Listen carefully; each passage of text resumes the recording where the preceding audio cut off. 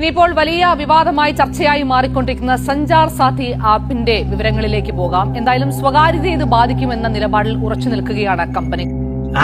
App കേന്ദ്ര സർക്കാരിന്റെ പുതിയ ആപ്പ് സഞ്ചാർ സാഥി ആപ്പ് നിങ്ങളൊക്കെ കേട്ടിട്ടുണ്ടാവും. കേന്ദ്ര സർക്കാർ ഇതേമാറ്റ പല ആപ്പുകളും നമുക്ക് തന്നതാണ്. അതിന്റെ അവസാനം തന്ന ആപ്പാണ് SIR. അതിന്റെ ചൂട് വരെ മാറിയിട്ടില്ല. അപ്പോൾ പുതിയൊരു ആപ്പ് വന്നത്. ഈ ആപ്പ് SIRന്റെ പോലെ അല്ല, ഇത് ഒറിജിനൽ ആപ്പാണ്, ആപ്ലിക്കേഷനാണ്. ഇതൊക്കെ ജനങ്ങളുടെ സുരക്ഷയ്ക്ക് വേണ്ടിയിട്ടാണ് ഈ ആപ്പൊക്കെ കേന്ദ്ര സർക്കാർ നമുക്ക് തരുന്നത്. പണ്ടൊരു ആപ്പ് നമുക്ക് തന്നു, നോട്ട് നിരോധനം. ജനങ്ങളുടെ സുരക്ഷയ്ക്ക് വേണ്ടിയിട്ടാണ്, കള്ളപ്പണം കണ്ടെത്താനാന്നൊക്കെ പറഞ്ഞുകൊണ്ട് അത് ലാസ്റ്റ് മൂച്ചി തെറ്റിപ്പോയി. പക്ഷെ ജനങ്ങൾക്ക് ഒരുപാട് ഉപകാരം കിട്ടി, സുരക്ഷയും കിട്ടി. പണമില്ലാതെ കിടന്ന് ഇടങ്ങറായി, ബാങ്കിന്റെ മുന്നിൽ വെയിലും കൊണ്ടുപോയിട്ട് കാത്തു നിന്ന് അവസാനം വാടിക്കരിഞ്ഞ് വീണ് മരിച്ച്, അങ്ങനെ ഒരുപാട് ഉപകാരങ്ങൾ ജനങ്ങൾക്ക് ഉണ്ടായിട്ടുണ്ട്, കേന്ദ്ര സർക്കാർ തന്നിട്ടുണ്ട്. അതിനുശേഷം ഒരുപാട് സുരക്ഷയാണ് ഈ കേന്ദ്ര സർക്കാർ നമുക്ക് തന്നത്. അതൊന്നും ഞാൻ ഇവിടെ പറഞ്ഞില്ല. 90 ദിവസത്തിനുള്ളിൽ മൊബൈൽ കമ്പനിക്കൊക്കെ നിർദ്ദേശം കൊടുത്തിട്ടുണ്ട്. ഇന്ത്യയിൽ നിർമ്മിക്കുന്നതും ഇന്ത്യയിലേക്ക് വരുന്നതുമായ എല്ലാ മൊബൈലുകൾക്കും സഞ്ചാർ സാഥി ആപ്പ് സെറ്റ് ചെയ്ത് വെക്കണം എന്ന് നിർദ്ദേശം കൊടുത്തിട്ടുണ്ട്. മാത്രമല്ല, പുറത്തുള്ള മൊബൈൽ യൂസ് ചെയ്തുകൊണ്ടിരിക്കുന്ന മൊബൈലിലൊക്കെ ഈ ആപ്ലിക്കേഷൻ നിർബന്ധമായിട്ട് ഇൻസ്റ്റാൾ ചെയ്യണം. അങ്ങനെ ഇത് ഭയങ്കര പ്രശ്നമായി. ജനങ്ങളുടെ സ്വകാര്യതയിലേക്കുള്ള കടന്നുകയറ്റം എന്നൊക്കെ പറഞ്ഞാൽ ഇത് ഭയങ്കര പ്രതിഷേധമായപ്പോൾ ആ നിബന്ധന ഒഴിവാക്കിയിരിക്കുന്നു സർക്കാർ. ഇനി ഇറങ്ങുന്ന പുതിയ ഫോണിലൊന്നും അത് ഉണ്ടാവില്ല. ആവശ്യമുള്ളവർക്ക് കയറ്റാം, എല്ലാവർക്കും കയറ്റണ്ടെന്നുള്ള രീതിയിൽ എത്തിക്കണം. ഈ ആപ്പ് കൊണ്ട് ജനങ്ങൾക്കുള്ള ഉപകാരം എന്താണെന്ന് അറിയാം സർക്കാർ പറഞ്ഞത്.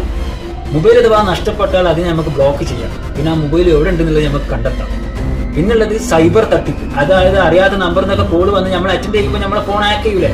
അതുപോലെ വാട്സപ്പിൽ വല്ല ലിങ്കും വന്നിട്ട് നമ്മൾ തുറക്കുമ്പോൾ നമ്മൾ ഫോൺ ഹാക്ക് ചെയ്യൂല. അതുപോലത്തെ സൈബർ തട്ടിപ്പുകൾ കുറക്കാം. ഇതാണ് സർക്കാർ ജനങ്ങളോട് പറഞ്ഞ ഇതുകൊണ്ടുള്ള ഉപകാരം. അതുകൊണ്ട് ഇത് നിർബന്ധമായിട്ട് കയറ്റണം എന്ന് ഞാൻ അടിച്ചേൽപ്പിക്കുക. ഇനി ഈ ആപ്പ് നമ്മൾ ഇൻസ്റ്റാൾ ചെയ്യണമെന്നുണ്ടെങ്കിൽ കുറെ കാര്യങ്ങൾ നമ്മൾ സമ്മതിച്ചു കൊടുക്കണം. എന്തൊക്കെയാണെന്നറിയോ? നമ്മളുടെ കോളും SMS ഒക്കെ ആക്സസ് ചെയ്യാനുള്ള പെർമിഷൻ കൊടുക്കണം. അതായത് നമ്മളുടെ കോളും SMS ഒക്കെ കാണാനും കേൾക്കാനുള്ള സമ്മതം കൊടുക്കുക. പിന്നെ നമ്മളുടെ Gmail ഐഡിയും പാസ്വേഡ് ഒക്കെ ആക്സസ് ചെയ്യും. പിന്നെ ഫോൺ നമ്പർ ആക്സസ് ചെയ്യും. ഈ ഫോൺ നമ്പർ ആക്സസ് ചെയ്താലുള്ള പ്രശ്നം, നമ്മളുടെ ഫോൺ നമ്പറിൽ ലിങ്ക് ചെയ്ത ആധാർ അതേപോലെ ബാങ്ക് ഡീറ്റെയിൽ ഒക്കെ അവർ ആക്സസ് ചെയ്യും.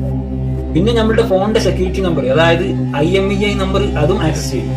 അങ്ങനെ മൊത്തത്തിലാണ് ആക്സസ് ചെയ്യും. അതായത് ഓരോരോ പൗരന്റെയും സ്വകാര്യത ആക്സസ് ചെയ്യുക, സ്വകാര്യതയിലേക്കുള്ള കടന്നുകയറ്റം. ഇതിപ്പോ ആവശ്യമുള്ളവർക്ക് ചെയ്താൽ മതി എന്നുള്ള ലെവലിലേക്ക് എത്തിക്കണമെങ്കിൽ നോക്കിക്കൊണ്ട് വരും കാലങ്ങളിൽ ഇത് നിർബന്ധമാക്കപ്പെടും. കാരണം ഈ ആപ്പ് ഇല്ലാത്തവർക്ക് ലൈസൻസ് കിട്ടൂല, പാസ്പോർട്ട് കിട്ടൂല, വോട്ട് ചെയ്യാൻ പറ്റില്ല എന്നൊക്കെ പറഞ്ഞാൽ നിയമം ഇറക്കിയാണ്ട് ഈ ആപ്പ് എല്ലാവരെ കൊണ്ടും ഇൻസ്റ്റാൾ ചെയ്യിപ്പിക്കും. അത് ഉറപ്പാണ്.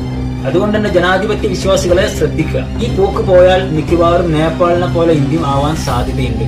കണ്ടം പോയി ഓടിക്കേണ്ടി വരും.